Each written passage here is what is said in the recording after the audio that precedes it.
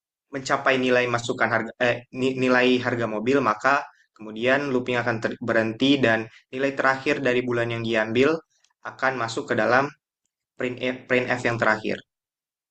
Kemudian program akan berhenti berjalan. Sekian untuk eh, program yang lainnya dengan bahasa yang lain bisa dijelaskan oleh teman saya. Selanjutnya untuk program C++, pertama ada int main, di dalamnya ada integer x, y, t, dan bulan. Ini fungsinya untuk mendeklarasikan variabel-variabelnya. Kemudian ada cout atau print output masukkan harga mobil yang meminta user untuk memasukkan harga mobil yang ingin dicapai untuk tabungannya. Selanjutnya ada cout masukkan jumlah awal Y. Nah, di sini user diminta untuk memasukkan tabungan pada bulan pertama, yaitu seperti ada di hasil kode, yaitu 10 juta. Ya, 10 juta. Nah, di dalam ini ada looping while, yaitu Y kurang dari X dengan cout masukkan jumlah tabungan ke bulan +1, yang mana isinya adalah menginputkan variabel T dengan rumus Y tambah Y sama dengan Y tambah T, di mana bulannya bertambah terus bertambah 1 setiap loopingnya. Nah, pada hasilnya dilihat ada bulan pertama adalah 10 juta, kedua ada 100 juta pertama, kedua ada 25 juta, ketiga ada 25 juta juga, sehingga di akhir loop karena jumlah tabungan sudah mencapai harga mobil awal, maka loop pun berhenti, yang mana Ayub dapat membeli mobil setelah 3 bulan. Oleh karena itu, cout-nya di print out terakhir keluar Ayub dapat membeli mobil setelah 3 bulan karena total harganya sudah mencapai harga mobil di awal. Selanjutnya akan dilanjutkan oleh teman saya.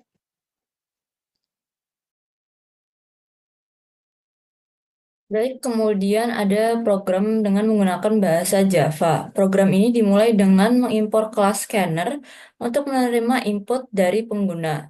Kemudian selanjutnya program meminta pengguna untuk memasukkan harga mobil atau X dan jumlah tabungan awal atau Y. Variabel bulan diinisiasikan dengan nilai 0 untuk menghitung jumlah bulan yang dibutuhkan. Kemudian program memasuki loop while yang terus berjalan selama jumlah tabungan Y masih kurang dari harga mobil X. Setiap iterasi, pengguna diminta untuk memasukkan jumlah tabungan tambahan untuk bulan tersebut, yang kemudian ditambahkan ke Y, serta nilai bulan yang bertambah 1. Setelah loop selesai, program akan mencetak jumlah bulan yang diperlukan untuk mencapai atau melampaui harga mobil yang diinginkan. Dari hasil eksekusi program dapat dilihat bahwa jika seseorang memiliki tabungan awal 10 juta dan menabung 10 juta per bulan, maka ia akan dapat membeli mobil seharga 25 juta setelah 3 bulan. Baik, untuk bahasa selanjutnya akan dilanjutkan oleh teman saya.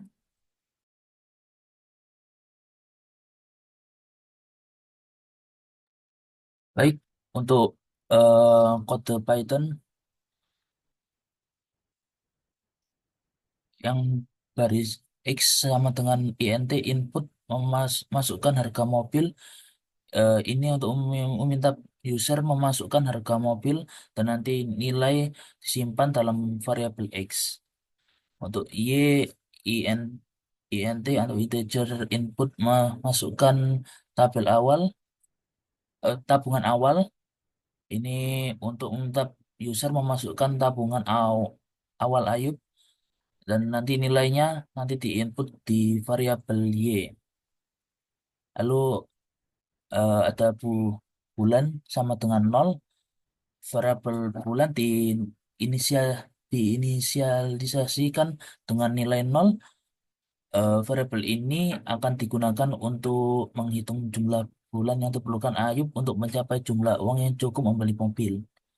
Lalu while Y kurang dari X Eh, Terus ini adalah awal dari perulangan while atau looping while.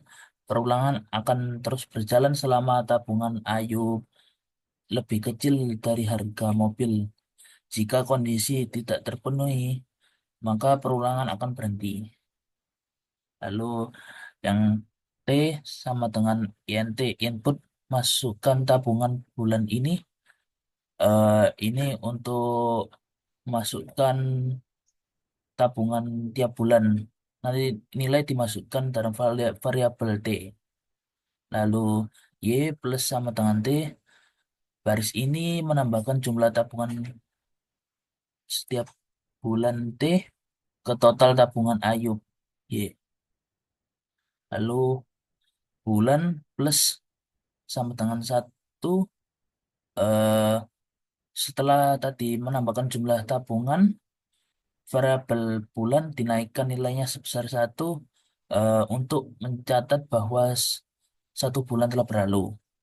Lalu yang terakhir itu print F. Ayub dapat membeli mobil setelah bulan itu untuk mencetak bulan setelah perulangan selesai, yaitu ketika Y lebih dari atau sama dengan X. Sekian, terima kasih.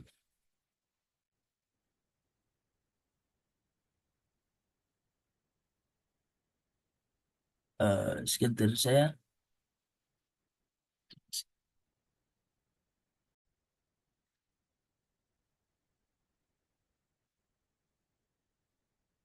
Baik, Assalamualaikum warahmatullahi wabarakatuh. Selamat pagi, Bu Enda dan teman-teman semuanya. Di sini kami dari kelompok 6, izin untuk menjelaskan pengerjaan tugas soal nomor 6, looping untuk pemenuhan tugas pemrograman praktik, pemrograman komputer teori. Nah, di sini saya Pradipta Wira dengan NIM 185231009 bersama teman-teman saya. Saya Danis Wajendra Harja dengan NIM 1852311049. Saya Michael Wibing Adiwinata dengan NIM 185231046. Saya Siska Dian Anggraini dengan NIM 185231041. Saya Muhammad Arif Salikuddin dengan NIM 082117333052. Baik, selanjutnya kami akan menjelaskan pekerjaan kami. Jadi, di antaranya untuk nomor 6 ini kami akan menjelaskan flowchart, kode C++, Python, serta Java. Nah, sebelum memulai kode pada pemrograman, kita akan melakukan flowchart terlebih dahulu. Jadi, di sini flowchart yang telah kami buat. Untuk pertama, kami melakukan inisialisasi lebih dulu bahwa variabel total itu diatur ke nilai 0 dan variabel i juga diatur ke nilai 0. Selanjutnya kami meminta input dari user berupa nilai x. Nah, selanjutnya setelah user menginputkan nilai x, akan dilanjutkan ke while, yaitu apabila nilai x itu kurang dari 0 atau lebih dari 0, maka program akan mencetak tidak sesuai rentang. Lalu program akan berhenti. Namun apabila input X dari user ini memenuhi X lebih dari sama dengan 0 maupun X kurang dari sama dengan 0, maka program akan melanjutkan ke langkah berikutnya, yaitu melakukan perulangan. Nah, selama perulangan ini kita atur bahwa total itu kurang dari sama dengan X. Nah, apabila memenuhi perulangan tersebut, maka program akan melanjutkan ke menambahkan bahwa total itu sama dengan total plus 1 per I plus 1.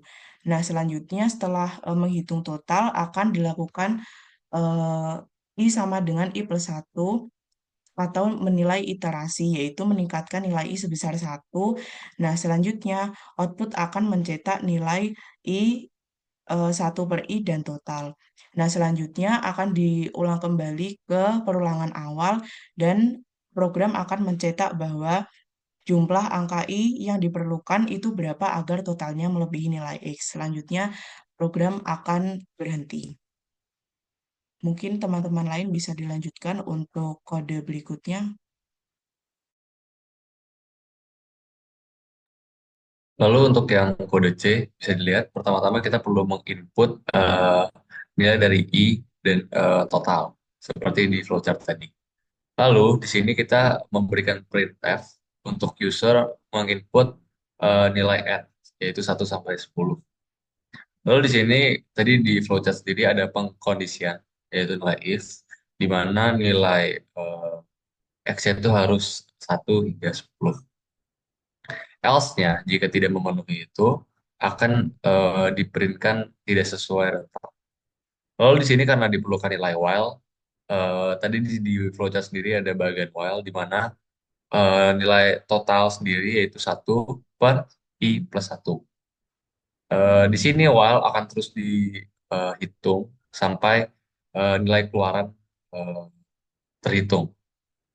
Jadi di sini eh, nilai while tadi yang dibilang itu akan terus menghitung nilai total dan juga nilai I. Lalu terakhir akan di outputkan pada printf. Jadi dibutuhkan nilai sebesar yang dihitung agar totalnya melebihi yang input user input.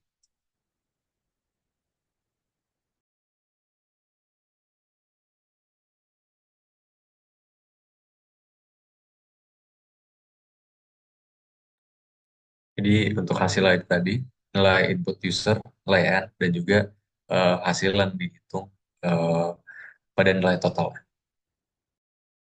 Silakan dilanjut. Baik, selanjutnya adalah untuk code C++-nya. Yang pertama dari paling atas tentunya kita perlu menggunakan include IOStream dan namespace std. Ini sudah merupakan standar untuk code C++. Library standarnya menggunakan include IOStream dan namespace std digunakan agar lebih leluasa dalam menuliskan cout dan cin-nya. Dilanjutkan dengan int n dan int angkanya, di mana float n ini digunakan untuk mendeklarasikan variabel n dengan tipe data float, di mana jika kita menggunakan tipe data float, maka apabila kita memasukkan angka desimal itu masih tidak membuat program menjadi error. N akan menyimpan input yang dimasukkan pengguna sebagai batas jumlah total yang ingin dihitung. Float total itu untuk mendeklarasikan float dengan nilai awal. INT1 itu angka untuk mendeklarasikan tipe data menggunakan integer atau bilangan bulat. Jadi variabel ini untuk menghitung angka keberapa yang sedang ditambahkan. Dilanjutkan dengan di bawahnya adalah kita menggunakan cout, masukkan nilai n dan menyimpannya menggunakan cin. Jadi ini untuk meminta input dari user, cout untuk meminta inputnya n batas yang ingin dicapai itu berapa. Lalu cin itu menyimpan yang sudah diberikan oleh user sebagai variabel n.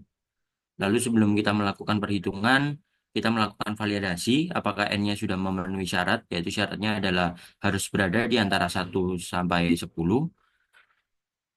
menggunakan if n kurang dari 1, n kurang dari 10, jadi harus di antara 1 dan 10. Jika tidak memenuhi kondisi, maka dikembalikan menggunakan code return apabila n-nya tidak valid dan program akan berhenti. Apabila valid, maka kita akan mengeluarkan cout nilai n dan hasil angka keberapa lalu nilai totalnya untuk tiap penambahan angkanya. Misalkan jika kita memasukkan n-nya 2, maka menampilkan n-nya 2 dan nilai angka ke nilai dan totalnya untuk setiap penambahan. Jadi untuk 1 akan menjadi nilai totalnya 1, 1,5 dan seterusnya. Lalu dalam proses perhitungannya sendiri itu menggunakan loop while, yaitu jika kita memasukkan, mohon maaf, jika kita memasukkan while ini untuk menjalankan agar kita bisa mengetahui apakah masih lebih kecil atau sudah sama dengan N sesuai yang diinginkan. Dengan perulangan ini maka akan terus terjadi sampai bisa mencapai target yang diinginkan. Untuk setiap perulangannya, misalkan ditambahkan float current value satu per angka itu berarti eh, akan ditujukan untuk satu persatu mendapatkan hasil total sebagai current value itu berapa, setengah, sepertiga, dan seterusnya sampai hasil yang diinginkan. Eh, Current value itu menambahkan ke total angka T current value, total, dan NL itu digunakan agar program perulangan bisa berlangsung mencetak angkanya berapa, current value-nya atau nilai yang sedang dihitung berapa, dan totalnya berapa. Eh, Simbol backslash T itu digunakan untuk memberikan jarak antar kolomnya. Lalu angka plus plus itu untuk setiap perulangan, jadi variabel angka ditambah satu, sehingga program akan menghitung angka kedua, angka ketiga, dan seterusnya. Lalu dengan perhitungan yang selesai, kita bisa menampilkan hasil akhir, Cout. Jadi dibutuhkan angka dikurangi satu, yaitu sebelum target terpenuhi, karena program akan menghitung hingga over satu. Jadi diperlukan angka minus satu, angka hingga totalnya melebihi berapa N yang diminta tadi. Lalu program akan diakhiri dengan NL dan dikembalikan ke awal, yaitu dengan return 0. Mungkin sekian dari untuk code C++, dilanjutkan dengan code selanjutnya.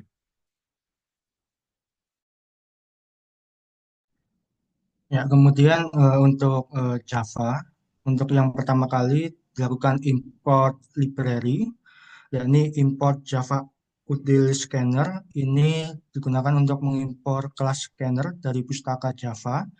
Kemudian yang kedua dilakukan deklarasi kelas, yakni public class while series sum. Ini digunakan untuk mendeklarasikan kelas dengan nama while series sum. Kemudian dilakukan penentuan metode utama, yakni public static void main string R, yang digunakan untuk yang akan dilakukan eksekusi pertama kali saat program berjalan. Kemudian eh, membuat scanner untuk inputnya, yakni scanner sama dengan new scanner buka kurung sistem in. Ini untuk membuat objek scanner untuk membaca input dari pengguna melalui keyboard. Kemudian dilakukan input dari pengguna dengan kode sistem out print, masukkan nilai N, dengan N-nya ini sebagai scanner next double.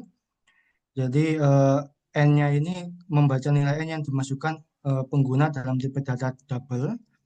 Kemudian dilakukan inisialisasi variabel. Untuk sum-nya dimulai dari 0, dengan I-nya dimulai dengan angka 1. Kemudian untuk looping-nya menggunakan while buka kurung sum lebih kecil sama dengan N, dengan sum plus sama dengan 1 per I plus plus. Kemudian dilakukan penampilan hasil dengan sistem outprint, jumlah angka yang dibutuhkan, plus I min 1. Kemudian scanner close. Next.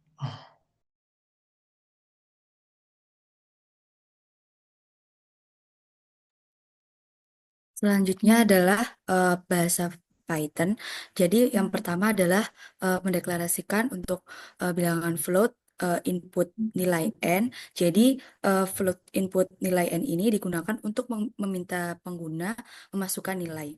Dan float digunakan untuk konversi input pengguna ke tipe data float atau bilangan desimal, karena hasil dari N ini bisa berupa bilangan desimal dan nilai akan disimpan dalam bentuk variabel N.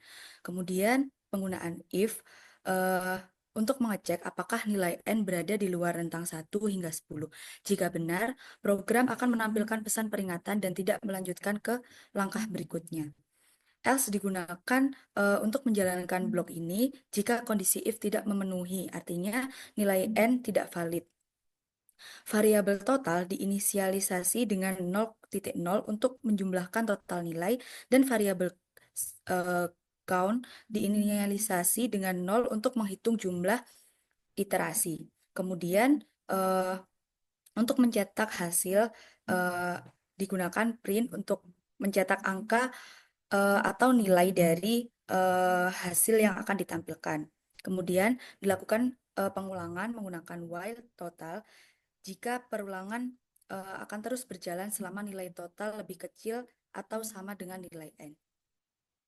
Demikian presentasi dari kelompok kami untuk 4 bahasa. Terima kasih.